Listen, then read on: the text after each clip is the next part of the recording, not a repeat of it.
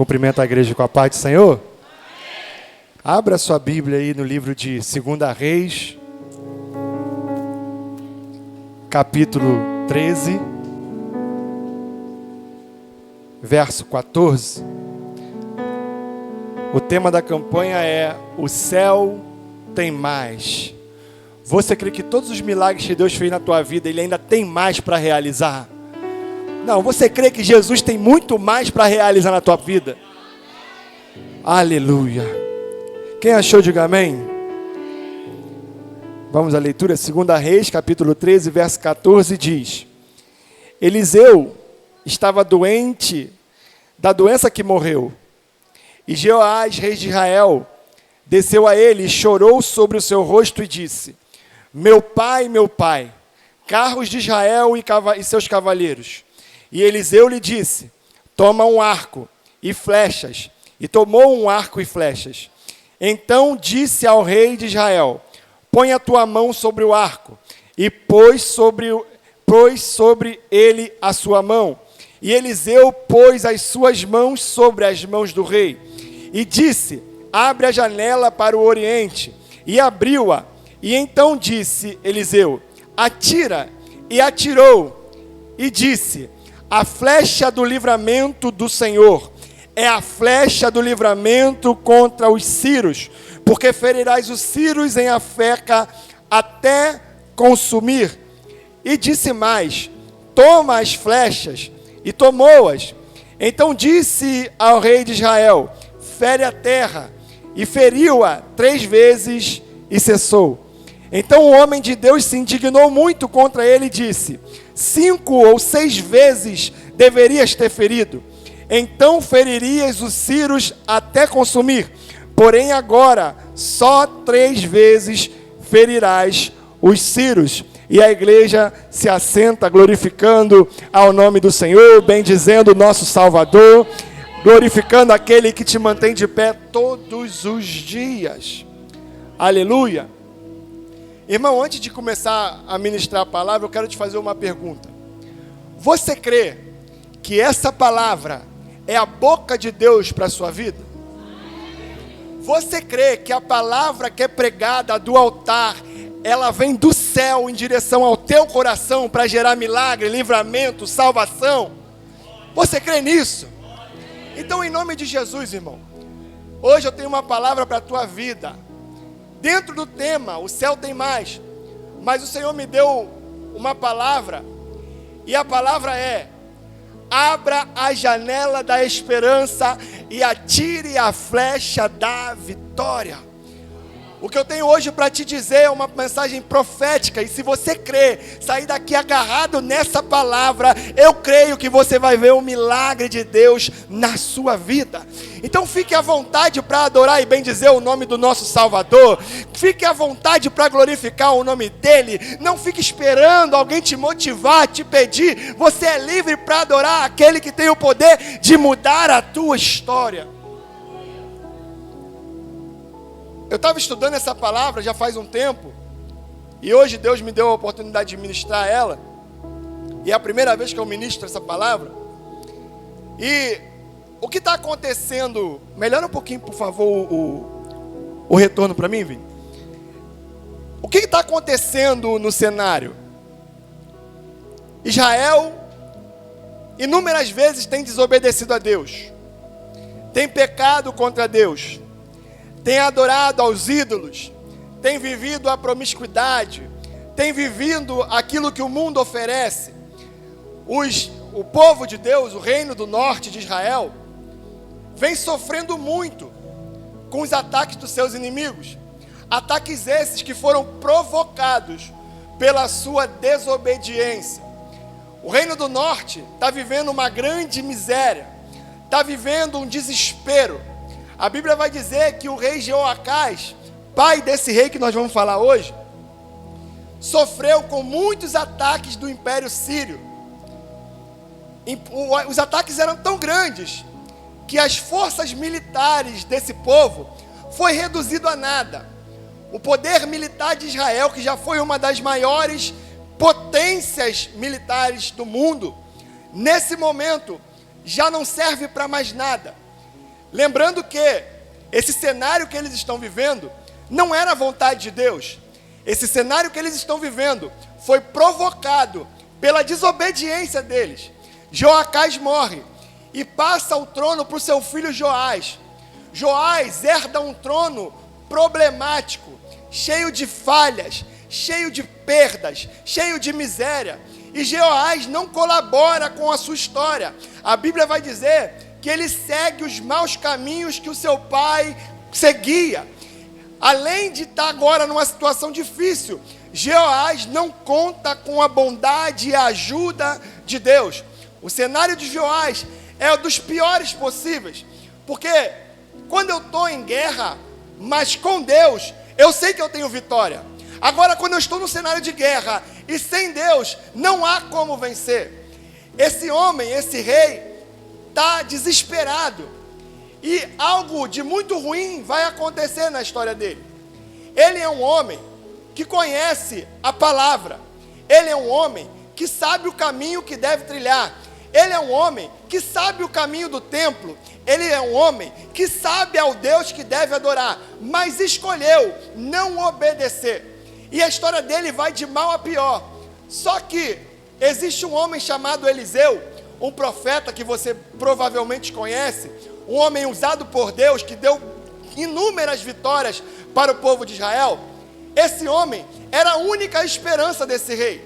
Esse rei olhou para o seu cenário e viu: eu não tenho poder militar, eu não tenho riqueza, eu não tenho apoio do meu povo, eu não tenho a presença de Deus. A única coisa que eu tenho é um profeta que Deus usa ele para dar vitória. Só que o que está acontecendo nesse cenário? Para piorar a situação, Eliseu está doente, Eliseu está morrendo, e a última esperança desse rei está se acabando. Quando chega um momento em que a última esperança dele está se esvaindo, ele entende que precisa ter o apoio de Deus. Ele sai do seu palácio e vai correndo para a casa do profeta. Eu não sei se com você também acontece isso. Muitos vivem a vida que quer, vivem no mundo, vivem nos vícios, vivem nas baladas, vivem conforme lhe apraz, mas quando as coisas apertam, vem para Jesus, porque sabe que Ele é o único caminho, a verdade e a vida. Sem Ele o homem não tem salvação, sem Ele o homem não tem milagre, sem Ele o homem não tem vitória. E hoje Deus me trouxe aqui para te dizer: está difícil, eu sei, a luta está apertada, eu sei, mas existe uma saída para você. Vai em direção ao profeta, porque ele tem uma palavra de vitória para a tua vida. Sozinho você não vai sobreviver, sozinho você não vai superar, sozinho você não vai conseguir. Mas eu levantei alguém que mesmo doente, no final da sua vida, está te esperando para te guiar nesse caminho de tribulação e te dar a vitória. Graças a Deus, Joás é um camarada inteligente. Ele entende que se ele continuar naquela vida, ele vai perecer. O problema é que tem muita gente que sabe que Jesus é o caminho, que sabe que só vai ser feliz de verdade com Jesus, que sabe que não tem outro lugar, que a amizade não vai preencher, que o marido, a esposa não vai preencher, que os colegas não vão suprir, mas teima, luta, resiste e não se dobra aos pés de Jesus. Eu quero te dizer nessa noite: se você quer mudar de situação, se você quer uma transformação, se você quer que tua vida mude de um lado para o outro, eu tenho uma palavra e uma saída para você. A única saída é se dobrar aos pés de Jesus e reconhecer que Ele é o teu Salvador, que Ele é o teu provedor e que com Ele não tem muralha, não tem mar vermelho, não tem gigante que fique de pé. Joás reconhece que precisa de ajuda. E eu estou aqui nessa noite para te dizer: você não é forte o bastante para resistir sozinho. Você precisa de ajuda. E não é de mim que você precisa, não é do pastor que você precisa. Você precisa da presença de Deus. Você precisa daquele que te mantém de pé todos os dias. Mesmo você caminhando por caminhos errantes, desviando, voltando, desviando. É Ele que não te deixou descer à sepultura. E hoje Ele está abrindo uma oportunidade. Vem para os meus caminhos, porque eu tenho palavra de vida, mesmo que o cenário seja de morte. Ele, desesperado, corre para a presença do profeta. E é algo que você que não está no caminho de Jesus deveria fazer hoje. Correr para o altar e se derramar na presença dele. Porque sozinho não dá, irmão. Eu já tentei, os ministros aqui já tentaram, muitos dos irmãos aí já tentaram, mas não existe sucesso sem a presença de Deus. Joás corre e ele chega na casa do profeta. A dor que ele está sentindo pelas suas causas se amplia, porque ele vê a única luz que tinha de esperança morrendo. O profeta aqui, ele tinha entre 93 e 94 anos, dizem os historiadores, 62 anos de ministério, está no final da carreira, está morrendo, ele sabe que Deus vai levar ele. Joás chega na presença do rei e quando vê que a sua única esperança está se acabando, ele chora em cima do profeta, ele se derrama, ele se joga, ele vê que ele precisa de um socorro e o socorro está indo embora. Eu tenho uma palavra para te dizer, você precisa aproveitar essa oportunidade hoje. Amanhã o profeta não está mais vivo, a oportunidade se foi e o livramento se foi também. Deus quer você hoje na presença dele, não deixe para amanhã, porque hoje existe uma porta de esperança para a tua vida. Esse homem, ele está olhando para o profeta, e o profeta acamado olhando para ele, e eu imagino a cena, ele cheio de problemas, chorando diante do profeta, esperando que o profeta desse uma palavra de consolo. Quem não é assim? Quando está sofrendo, espera uma palavra de consolo, de que vai dar tudo certo, que Deus é contigo, que Deus vai te ajudar. Mas a palavra desse profeta não é passar a mão nas costas. A palavra desse profeta é: pare de chorar, não é hora de chorar, é hora de se posicionar, porque o choro não vai te levar à vitória, a lamúria não vai te fazer vencer. A única coisa que vai mudar o teu estado é você se posicionar na presença de Deus.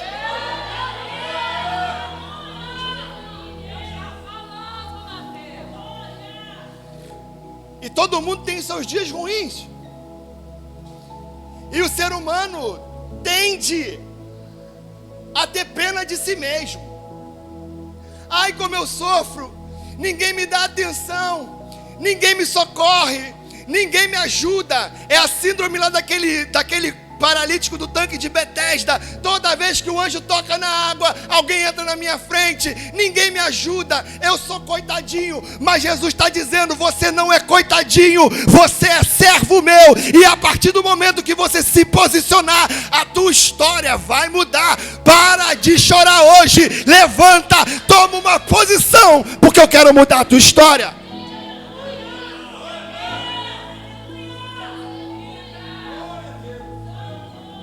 Irmão, você ficar procurando a misericórdia do homem não vai mudar a tua história. Você ficar contando a tua história triste para o amigo não vai resolver o teu problema.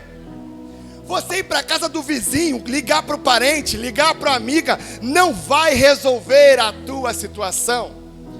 Quanto mais você chorar, quanto mais você lamentar, mais tempo você perde, que você poderia estar se levantando e vivendo o que Deus planejou para a tua vida. Quando eu era bem jovem, eu ouvi uma palavra de um ímpio, não foi de crente, falou assim para mim: Ricardo, você pode sentir as coisas da vida, mas você não pode alimentar, porque se você alimentar, ele vai te destruir. Se você alimentar essa tristeza, ela vai te derrubar. Se você alimentar a sensação do abandono, ele vai te derrubar. Se você alimentar essa depressão, você vai acabar com a sua vida. Mas Jesus está dizendo nessa noite: eu não permiti essa situação para você morrer, eu permiti essa situação para você amadurecer. Então toma uma posição, porque eu quero mudar. Só que tomar posição quando está tudo ruim é muito ruim, irmão. A gente prefere dar desculpas para não fazer o que eu tenho que fazer. Eu disse aqui na quarta-feira que eu sou o meu maior inimigo, que eu sou o maior sabotador da minha história. Não é o diabo que é meu maior inimigo mesmo, não, sou eu mesmo. Sabe por quê? Porque eu sei o que eu devo fazer e não faço. Eu sei que eu devo reagir e não reajo. Eu sei que eu devo me desviar do mal e não me desvio. Você sabe o que tem que fazer e não faz. Entenda, Satanás não tem poder para tocar naquele que é justo. Você é o único que pode destruir a tua história. Algo que me chama a atenção com esse profeta: a gente dá desculpa para não fazer a obra. A gente dá desculpa porque está cansado demais. Dá desculpa porque trabalha demais. Dá desculpa porque acabou o gás. Dá desculpa porque o marido, porque a esposa. Desculpa. E você aprende na palavra de Deus que toda vez que o homem tenta dar desculpa para ele, o negócio não fica legal. Adão tentou dar desculpa para Deus, foi castigado ele, a esposa e a serpente. Saul tentou dar desculpa para Samuel, foi rejeitado. E aprenda hoje, irmão, para de dar desculpa para não fazer o que Deus te pediu para fazer. Ou melhor, te ordenou, porque Deus não pede, Ele é rei, Ele é soberano, Ele manda e a igreja obedece. Olha que exemplo lindo. Eliseu, 92 anos. 62 anos de ministério. Pensa num camarada cansado de fazer a obra. Vamos piorar? Está doente de uma enfermidade grave que ele sabia que não seria curado e logo morreria. Só que ele não diz isso na Bíblia, mas o comportamento revela. Eliseu diz: minhas palavras, estou deitado, estou acamado, mas não estou morto. Enquanto houver vida, eu vou profetizar. Enquanto o sangue pulsar nas minhas veias, eu não vou parar de fazer a obra de Deus. Aí você para e olha para a tua vida, irmão. Cada um se analisa. Vê se você não dá desculpa demais. Tem gente muito pior do que você fazendo a obra melhor do que você. Muito melhor. Outra coisa que eu aprendo com Eliseu: é muito fácil, Beto, profetizar quando tudo está bom, quando estou com o carro do ano, quando a porta está aberta, quando o filho não dá problema, quando está tudo legal, quando a empresa está de vento e popa, o ministério está uma benção, não tem luta, os inimigos caíram. É muito fácil profetizar quando tudo está bem, mas crente de verdade profetiza quando está doente, quando chega a sentença de morte, quando Deus diz que não vai abrir a porta, quando o vale está sequíssimo, quando está no deserto, quando está perseguido. O crente de verdade não deixa a dificuldade calar a sua adoração. Então nessa noite eu tenho uma palavra para você: abra a tua boca e profetiza nesse cenário.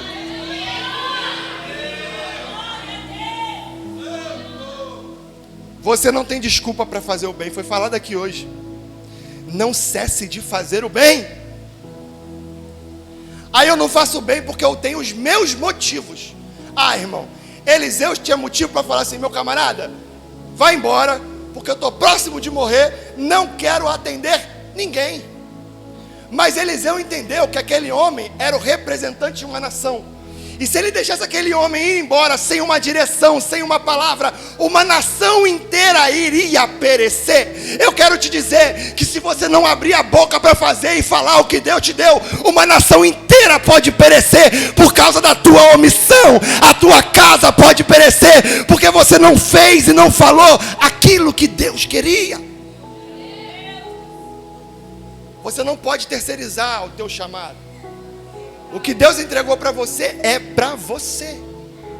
Aleluia. Você pode glorificar o nome de Jesus? A mensagem é muito simples, muito clara. É muito simples. O que eu tenho para te dizer? Ele estava chorando. O profeta falou: toma uma posição. Qual é a posição? Pega o arco. Pega o arco. E eu imagino o rei dentro daquele quarto, sem entender nada. Eu estou falando para ele, eu estou chorando para ele, ele está mandando eu pegar arco. E tem coisas que Deus vai mandar você fazer que você não vai entender, mas que você precisa obedecer para ver o resultado do que Ele te propôs. Ele está falando: pega o arco. E você precisa entender que o arco é uma arma, mas o poder não está no arco. O poder está na obediência de quem vai manusear o arco. A Bíblia vai dizer que Davi venceu um gigante com uma pedra e uma funda. E você pensa, você estuda e vai achar que Davi era expert em atirar pedras com funda.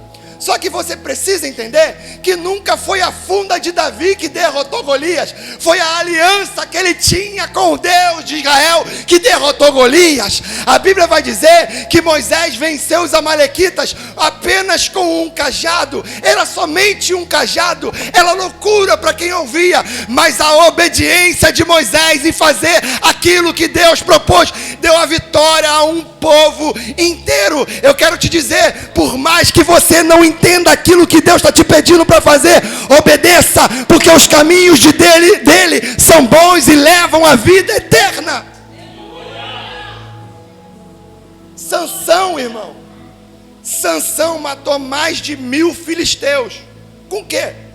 Com um pedaço de osso. Então nunca foi a arma, nunca foi a habilidade, sempre foi a fidelidade com Deus. Eu quero te dizer que você não tem muita coisa para lutar contra esse seu problema, mas se a tua oração for sincera e verdadeira, Jesus vai entrar na tua causa hoje.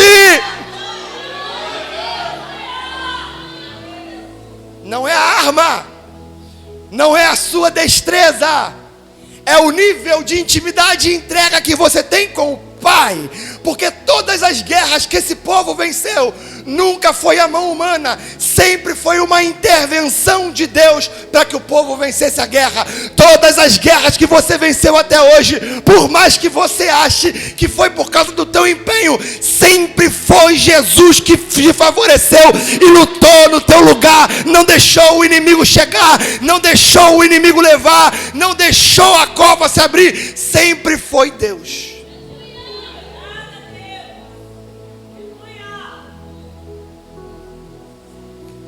Ele diz: pega o arco. E aqui o profeta já está dando uma mensagem profética. E todos gostam de mensagem profética, não gosta? Eu gosto de mensagem profética. Você gosta? Pode levantar a mão se você gosta de uma mensagem. Pode declarar, pode declarar. Só que só receber a profecia não traz resultado. O profeta está profetizando. Profetizando o quê? Vitória.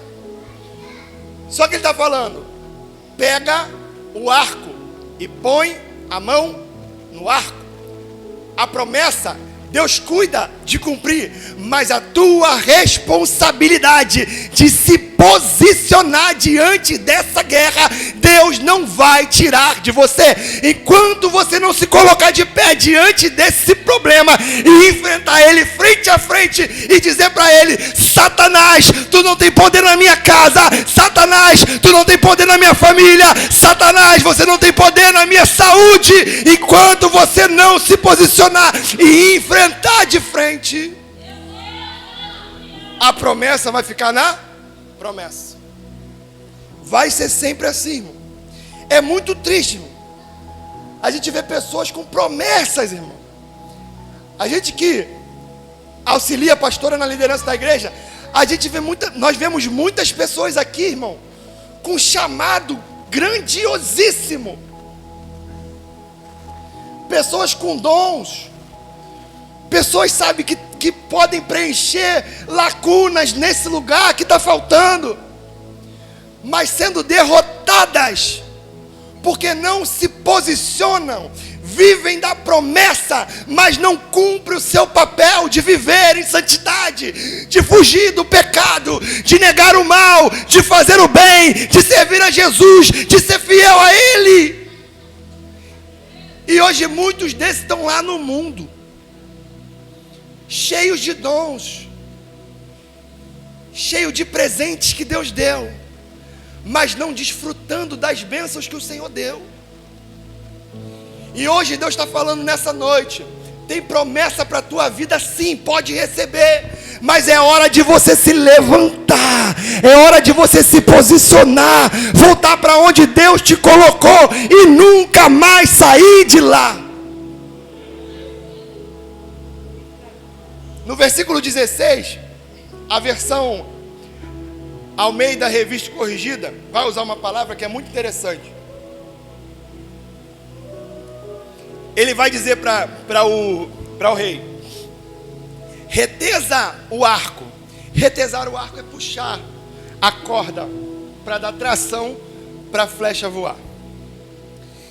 Retesar quer dizer esticar, tensionar, aplicar pressão.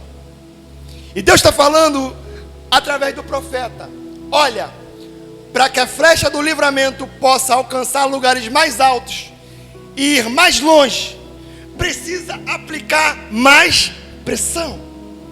Quanto mais força, quanto mais esticar, mais longe ela vai. E talvez só a Marina entendeu. Talvez você não está entendendo, porque a tua vida está tudo assim, ó. Parece que você está numa prensa. Parece que Deus está te levando até o limite. Parece que você vai romper, não vai mais aguentar. A tua vontade é de parar, e você tem a intenção: Deus, você vai me deixar morrer. Mas Deus está te dizendo nessa noite: eu estou te levando ao limite. Não é para te destruir, não é para te parar, não é para te matar. Eu estou te levando ao limite, que a partir do momento que eu te lançar, você vai mais longe do que poderia ir. Essa luta vai te impulsionar para o teu objetivo. Essa prova vai te aproximar do teu alvo. Não é demônio, não é diabo, é Deus te preparando para alcançar lugares altos. Então, em nome de Jesus, quando Jesus estiver te prensando, quando Jesus estiver te esticando, não murmure, peça a Ele força, peça a Ele convicção, para que você possa alçar lugares altos. Jesus sempre cobrou mais daqueles que Ele ia investir mais poder. Jesus esticava a corda de Pedro. Jesus esticava a corda de Mateus. Jesus esticava a corda de João. Porque o que Jesus queria não era que eles caíssem ali. Deus queria que eles fossem muito além do que eles pudessem imaginar. E Deus nessa noite Ele está te preparando.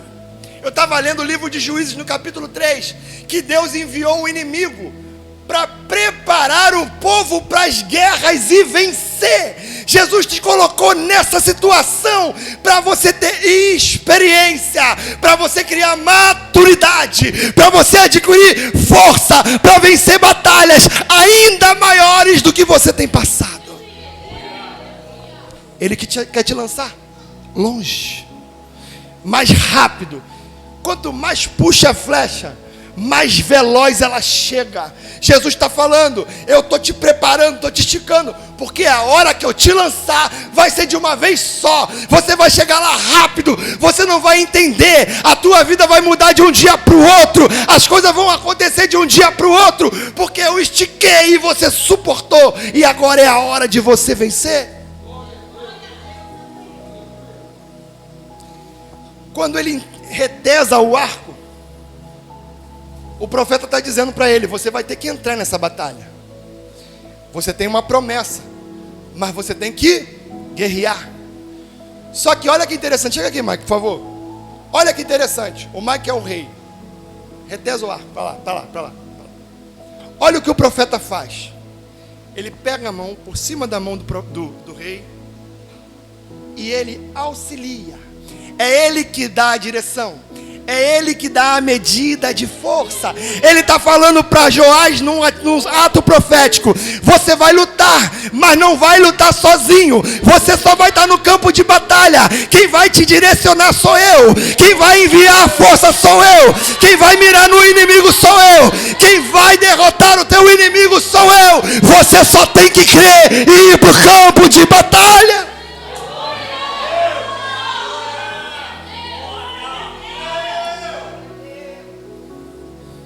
Deus não vai tirar a tua responsabilidade, irmão. Mas na hora da guerra, não é tu que vai guerrear. Lembra de Josafá? Um grupo de nações veio contra Josafá. E Josafá morre de medo. Convoca um jejum. O povo ora. Deus fala com Josafá.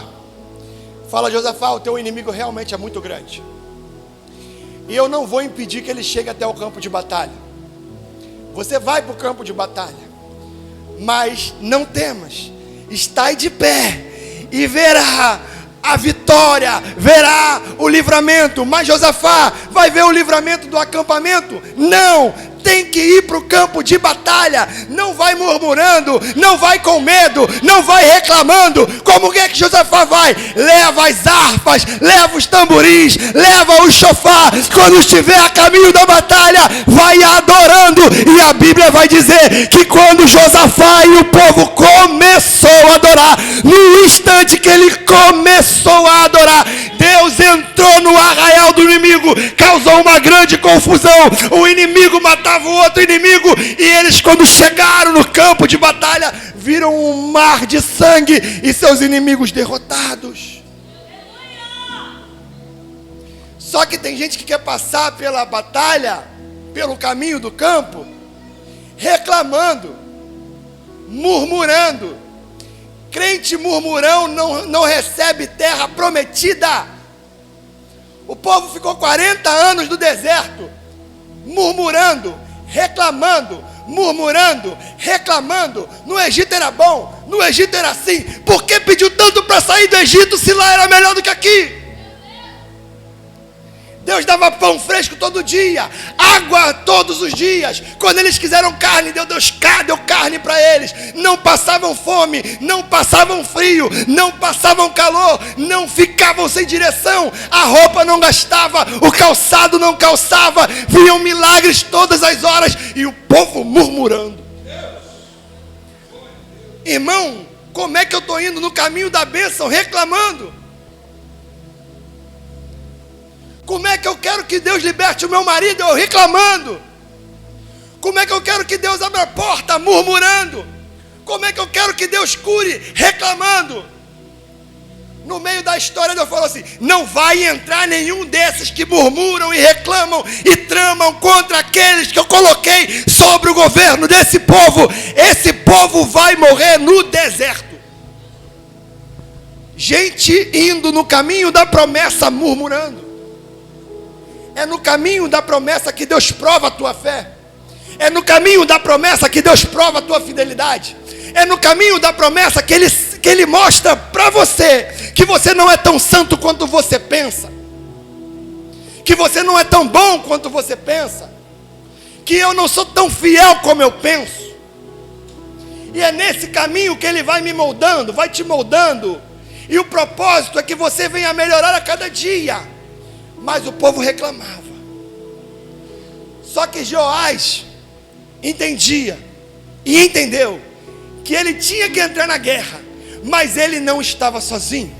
Eu quero te dizer que na tua guerra, na tua família, você não está sozinho. Na tua guerra contra a morte, você não está sozinho. Na tua luta contra a depressão, você não está sozinho. Na tua luta contra o câncer, contra a enfermidade, contra a mentira, você não está sozinho. Existe alguém que está com as mãos sobre você, te cobrindo, te guardando, te direcionando e invadindo e atacando o teu inimigo. A Bíblia vai dizer no Salmo 46 que Ele é o nosso socorro bem presente na hora da angústia. O Salmo continua dizendo que Ele quebra o arco, corta a lança e queima o carro no fogo, porque Ele é aquele que nos protege. Por que Ele diz que quebra o arco e não a flecha? Porque a flecha é consequência do arco, e Ele não quer tratar a consequência, Ele quer tratar a origem. Deus não vai tratar na consequência do teu problema, Ele vai atuar lá na origem. Se a origem é o teu filho, Ele está indo lá agora tratar ele. Se a origem é o teu patrão, Ele está indo lá agora tratar ele. Se a origem são os demônios que não te deixam em paz, Ele está indo lá agora no terreno do inimigo e desfazendo aquilo que Ele preparou.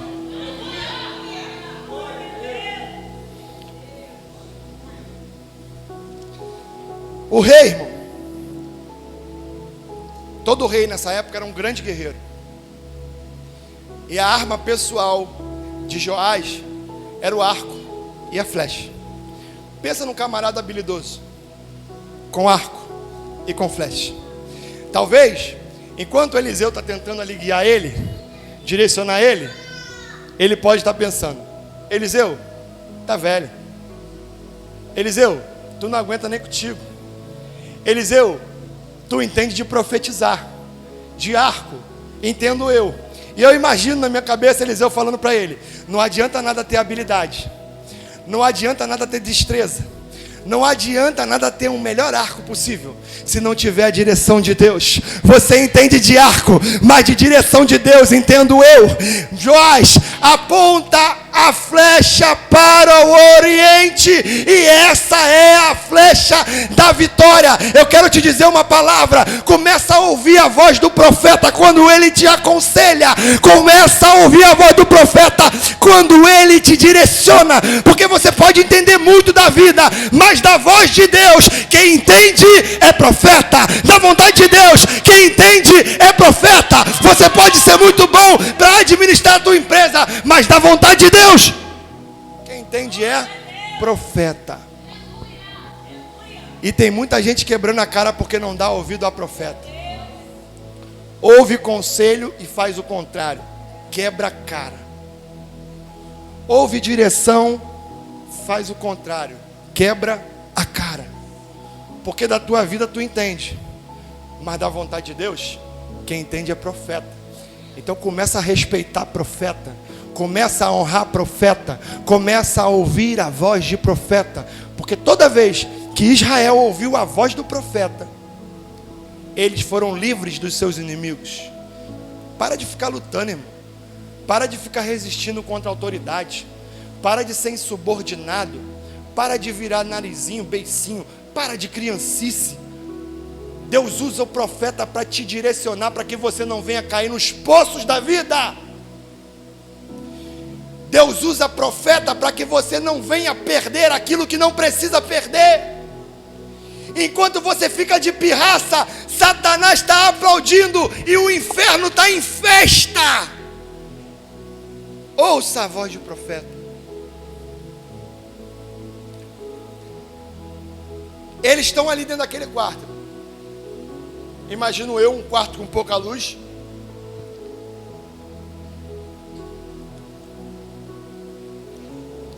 O ambiente, qual era o ambiente? De tristeza, de luto, de desânimo. Só que o profeta faz o seguinte: fala: Joás, pega o arco e abre a janela. Você não entendeu, não? Dentro dessa treva inteira, o profeta está dizendo: Joás, tem uma janela ali que você nem percebeu. Você está tão aprofundado no problema, você está tão preocupado com a luta, você está tão preocupado com o que está acontecendo, que não percebeu que na tua história existe uma oportunidade, existe uma janela, e essa janela é de esperança. Eu quero te dizer: tire esse problema da tua cabeça, comece a olhar para o que Jesus pode fazer nesse cenário. Olha para essa causa que você está precisando agora agora. Para de olhar para ela como um problema e pense no que Jesus pode fazer por ela. Não foi o profeta que abriu a janela. Ele só mostrou que tinha uma janela. E se você sair do turbilhão do problema, olhar para o alto, clamar ao Senhor, Ele vai te mostrar que a tua situação não está perdida, que tem uma janela de esperança. Para o teu filho, tem uma janela de esperança. Para a tua casa, tem uma janela de esperança. Para a tua saúde, tem uma janela de esperança. Para a tua casa, para a tua família, para o teu ministério, existe uma janela de esperança. Mas Ricardo, eu não vi. Começa a ouvir a voz de Deus, que Ele vai te mostrar que nesse cenário existe uma saída.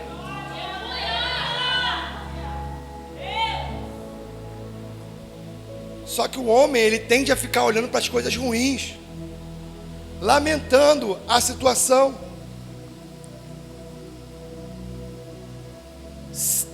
tendo piedade de si.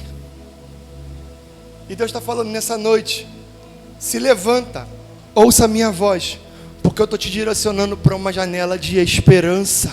Você crê nessa palavra nessa noite? Você crê que se você se conectar com o céu, você vai enxergar a porta de esperança que sempre esteve na tua frente? Você crê que se você se conectar com o céu, Ele vai te mostrar uma saída para esse problema?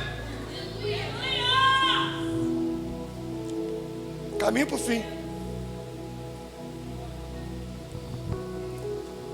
Ele fala para ele: abre a janela. Quem tem que abrir a janela? É o profeta ou o rei?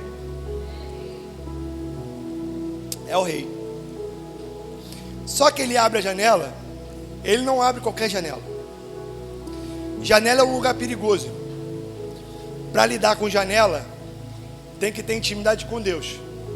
Porque janela é lugar de queda. Janela é lugar de ataque. Janela é lugar de quem está dentro se conectar com o que está fora e não aproveitar do que está dentro. Mas aqui, Joás está debaixo de uma palavra. Joás está direcionado. E a janela é a janela para o Oriente. E ele diz: abra a janela, aponte para o Oriente e atire a flecha. Isso aqui é muito estranho ao olho humano, porque a gente sempre vai ver esperança para a nossa causa em qualquer outro lugar, menos lugar aonde eu sofri derrotas. Eu sempre vou ver esperança em outro lugar, mas nunca vou ver esperança aonde eu fui humilhado. O profeta manda ele apontar para o Oriente, e o Oriente estavam as cidades que o pai dele havia perdido para o inimigo. E o profeta está dizendo: abre a janela, olhe para a esperança. A esperança não está em outro lugar. A esperança está onde você foi humilhado. A esperança está onde você foi derrotado. A esperança está onde você foi envergonhado. É lá que eu vou te fazer vencer, Joás. É lá que eu vou te levantar. É lá que eu vou mostrar para o povo que eu sou contigo. Todos aqueles que viram a tua derrota vão olhar para você e vão dizer: Deus está com ele, Deus está com ela. Eis aí um homem de Deus, eis aí uma mulher de Deus. É onde você sofreu vergonha, humilhação, derrota. É lá que Deus vai te abençoar. Mas por que Deus faz essas coisas? Para eu me engrandecer? Para eu me ensoberbecer? Para eu esfregar na cara do meu inimigo que eu venci? Não, é para que o teu inimigo venha ser atraído pelo poder do Deus que te fez vencer. Tudo é para Ele, para a glória dEle, para a honra dEle, para o louvor dEle. A vitória que Ele te dá é para a glória dEle. A casa que Ele te dá é para louvar o nome dEle. A família que Ele te deu é para louvar e glorificar o nome dEle. Deus não faz nada por mim porque eu sou legal, ou porque eu me acho justo bastante para receber. Se Deus te honrar no lugar de desonra, é para todo mundo ver que Deus tem poder de te tirar da humilhação para a honra, do esquecimento para a mesa do rei, da pobreza para a riqueza, da tristeza para a felicidade, da depressão para a alegria, do desequilíbrio para a paz, da casa destruída para uma casa que serve ao Senhor. Então Deus tem o poder de te honrar lá onde você perdeu. Mas entenda que Ele conhece o teu coração. E se você se ensoberbecer com isso, Ele te abate de novo. Porque a Bíblia diz que Deus rejeita o soberbo. Ele pega a flecha, aponta a flecha e atira a flecha. O ato de atirar a flecha no território inimigo é uma declaração clara de guerra. Então vamos entender o que está acontecendo aqui. Jeoás não tem exército. Jeoás não tem arma suficiente. Jeoás não tem poder contra esse inimigo. Jeoás já perdeu para esse inimigo várias vezes. E o profeta está falando para ele: declara guerra para esse inimigo. Meu irmão, é coisa de louco. É coisa de louco. Pensa nessa situação que você está vivendo, que você não consegue vencer, e Deus fala: vai lá, que você vai resolver. Meu irmão, isso aqui é para quem tem fé. Isso aqui não é para quem vive no natural. Isso aqui é para quem vive nas nuvens com Deus. Porque Deus está falando para ele: olha, Joás, se mete num problema que você não pode resolver. E por que Deus está fazendo isso com Joás? Porque Ele quer que Joás se arrebente? Por que Deus faz isso contigo? Porque Ele quer ver o teu mal? Não. Porque a partir do momento que você obedece e confia que mesmo não tendo força para vencer, você vai vencer, só porque Deus falou que você vai vencer, acabou, não tem mais guerra, o inimigo vai perder. O que Deus está falando aqui é muito forte, irmão. Deus está falando para Joás: você acredita que antes de você entrar no campo de batalha, eu já te dei vitória? Você acredita, Joás, que antes que você precise dos recursos, eu já enviei o que era necessário? Joás, você acredita que mesmo você antes de precisar da entrada, eu já fui lá e providenciei o valor total? Joás, você acredita que antes que seja internado, eu já curei em nome de Jesus? Joás está desafiando o natural. E sabe o que nós precisamos viver? Uma nova experiência de fé com Deus. Quando Ele mandar, obedecer. Sabe o que acontece? Se Deus falar para você: vai lá e faz, vai lá agora, pega a tua carteira de identidade, pega o teu contra-cheque, vai na concessionária, mas eu estou com o nome sujo, mas eu não tenho crédito, mas eu não tenho como pagar a parcela. Deus não falou, não te perguntou nada disso. Deus falou: vai lá e declara guerra ao inimigo, porque o que você precisa eu já enviei. Ele está declarando guerra. E quando ele puxa aquela flecha e larga, eu imagino pela fé que ele já está pensando no culto de ação de graça. Ele está entendendo: o meu problema é lá, Deus está entrando lá agora, e eu já posso preparar a festa, porque se Ele mandou, Ele garante a minha vitória. Eliseu fala: eis a flecha do livramento, a flecha da vitória contra os sírios, aquilo que te afligia, aquilo que te roubava, aquilo que te parava, aquilo que te maltratava. Hoje, pela fé, Jesus está indo lá agora e tratando nesse momento. Se você crê nessa palavra, levanta as tuas mãos e receba em nome de Jesus.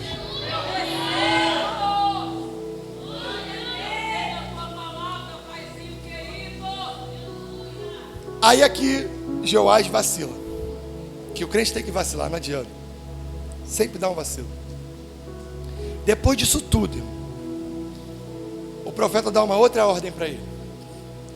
Fala: Joás, pega as flechas, repita comigo, as flechas. As flechas. Ele mandou pegar uma flecha, mandou pegar duas flechas, mandou pegar três flechas, mandou pegar as... Pega as flechas, aponta para a terra e fere a terra. Esse ato profético era o seguinte: quantas vezes ele ferisse a terra, eram as vezes que Deus estava intervindo e ferindo o inimigo. Quantas vezes ele ferisse a terra, Deus estava entrando lá no problema dele. Só que o profeta não passou para ele quantas flechas. E aí, irmão, sabe o que acontece? E aqui entra o tema da campanha. Deus tem muito mais do que você planeja. Deus tem muito mais do que você acha que chegou no máximo. Uma aljava, aonde se guardava as flechas, aquele negócio que coloca nas costas, que bota as flechas, comportava de 7 a 12 flechas. Joás usou uma flecha, repita comigo, uma flecha. Uma flecha. Então vamos presumir que ele tinha 7. Ele usou uma, ficou com quantas? 6 flechas. O profeta falou para ele: fere a terra. E à medida que ferir a terra, Deus vai ferir o inimigo. Aí o camarada me pega, tendo 6 flechas, 2, 3, e para. Fere 3 vezes e para. O profeta olha para aquela situação e fica indignado, porque algo que machuca profeta, algo que machuca homem de Deus, é ver ovelha sem fé e sem vontade de vencer. Sabe o que incomodava Jesus? Ele olhava para os discípulos e falava: homens de pouca fé, até quando vocês vão oscilar na fé? Vocês não creem? Pois eu digo que se tiverem fé e der ordem para uma montanha passar de um lado para o outro, assim acontecerá. Isso mexia com Jesus, isso mexe com os profetas, porque ele ouve que é Deus que mandou e a ovelha não faz. Quer ver o que agrada a Jesus e deixa Jesus maravilhado? Quando ele encontra o centurião que tem um servo enfermo em casa, e ele fala: Senhor, o meu servo está enfermo. Jesus todo, querendo ajudar. Olha, eu vou lá na tua casa. Ele: não, Senhor, se eu sou a autoridade, e se eu mandar ao meu servo ele ir, ele vai. E eu creio que se o Senhor der uma palavra, aonde o meu servo estiver, ele será curado. E Jesus olha e fala: olhem, eu nunca vi tanta fé em Jerusalém. Você precisa crer que Jesus, se der uma palavra através da tua vida, a tua história pode mudar agora. Eu creio que você pode sair daqui hoje e aquele problema que você deixou em casa está resolvido pela fé em nome de Jesus. Às vezes, irmão, não tem nem tanta urgência de fazer, mas a fé é tão grande que Deus vai lá e realiza. Olha a fé de Abraão. Abraão, pega o teu Isaac e sacrifica ele no altar, eu quero ele para mim. Abraão vai subir no Moriá. O servo, ele fala, ó, fica aí no meio do caminho, que eu vou subir com o meu filho.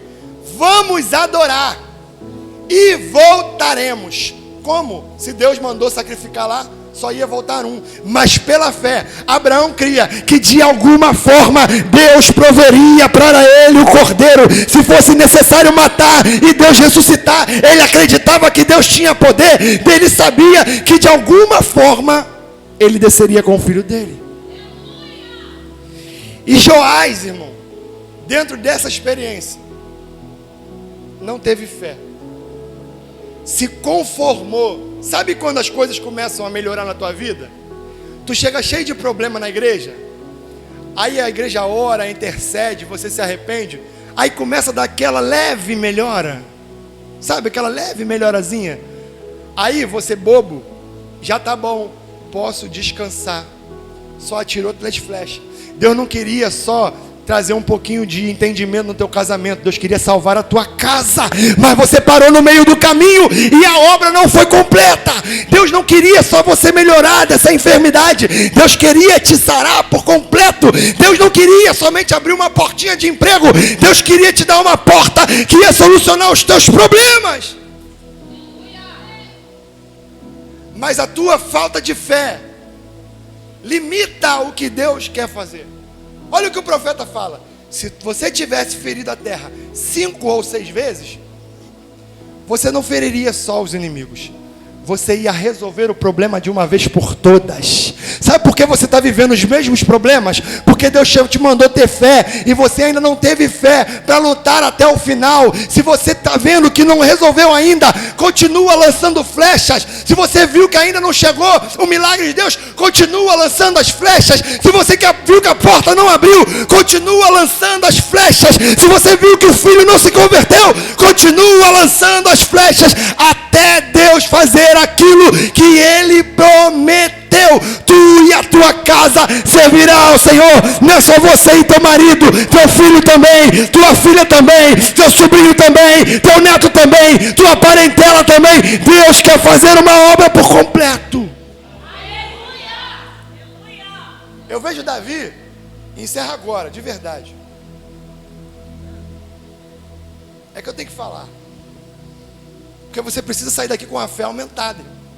Porque o céu tem mais. Essa campanha não foi inventada, essa campanha foi inspirada. Deus está falando, do jeito que tá bom, mas eu tenho melhor. Tua vida está melhor? Claro, eu entrei, mas eu tenho mais para você. Eu tenho mais dons, eu tenho mais ministério, eu tenho mais coisas para fazer, eu tenho mais vidas para socorrer, eu tenho mais para você. Davi está diante de Golias, e ele vê que a fraqueza de Golias não é armadura nem arma. A fraqueza de Golias é não ter aliança com Deus. E Davi vai lá no riacho e pega 5 pedras. 5 pedras. Se você estudar a Bíblia, você vai perceber que além de Golias, existia mais 4 gigantes filisteus: Esbibenob, Safer, Lamir e um outro gigante de 24 dedos. Provavelmente um desses era irmão de Golias. Olha o ato profético de Davi. É muita fé, irmão. Quantos gigantes tinha na frente dele? 1. E ele pega 5 pedras. Davi conhece Golias, mas também conhece os outros 4 gigantes que tinham na peleja. Era Davi dizendo: eu não vou com uma, eu vou com 5. Que se vier Golias, eu derroto Golias. Se vier Esbibenob, eu derroto Esbibenob. Se vier Lamir, eu derroto Lamir. Se vier Safé, eu derroto Safé. E se vier mais algum, eu vou derrotar. Mas eu vou vencer essa guerra até o final. O diabo não vai cessar o que Deus tem para minha vida. 5 pedrinhas para 5 gigantes. E você se preparou para vencer essa batalha até o final? Ou você só está na euforia do começo? A Bíblia diz que aquele que planeja construir uma torre e não faz o cálculo vai passar vergonha. Então, se você está planejando vir para a presença de Deus, para Deus dar um jeitinho e você picar a mula e voltar para o mundo, vai passar vergonha, porque o diabo vai bagunçar a tua vida de novo. E Deus não quer isso, Deus quer salvar de verdade. Josué estava numa guerra, em Josué no capítulo 10, 5 reis amorreus contra ele. Olha que vontade de vencer por completo. 5 reis, ele clama a Deus, Deus fala, vai para a guerra. Ele vai para a guerra, Deus derrama pedra do céu. As pedras que Deus derrama do céu matam mais inimigos do que a espada de Josué. Josué vê que está entardecendo, o sol está se pondo, e que se chegasse a noite, ele não derrotaria todos os inimigos. E Josué pela fé fala, sol, aquieta-te, lua, pare, porque eu preciso derrotar esses inimigos. Ainda hoje, o sol parou, a lua parou, o dia se alongou, e Josué perseguiu todos os inimigos, até vencer o último deles. Naquele dia, Deus deu vitória para ele sobre todos os seus inimigos de uma só vez. Sabe o que acontece? Tem gente que quer ficar parcelando a guerra. Irmão, entrou para a guerra, entra de cabeça. Às vezes eu fico pensando, por que vem tanto problema de uma vez? Quem não pensa isso? Gente, é tanto problema. É filho dando problema, é porta se fechando, é problema no trabalho, é problema na igreja, é problema aqui, é problema ali, e a gente reclama, e a gente reclama. Eu imagino Josué, Jesus, Deus, mas 5 reis de uma vez? Não podia ser um de cada vez? Deus fala para ele assim, eu creio, olha, eu estou mandando 5 reis, porque eu não quero que você vença essa batalha parcelada. Eu quero que de uma vez só, todos os teus inimigos caiam de uma só vez. Eu não quero que você fique sofrendo guerra hoje, guerra amanhã, guerra depois de amanhã, guerra depois de amanhã. Pega esse problema todo, entrega na mão de Deus, porque numa só vez Ele vai te dar a vitória e resolver o teu problema. Quantos recebem essa palavra, levantem as mãos e aplaudam o nome do Senhor. E eu agradeço a minha oportunidade.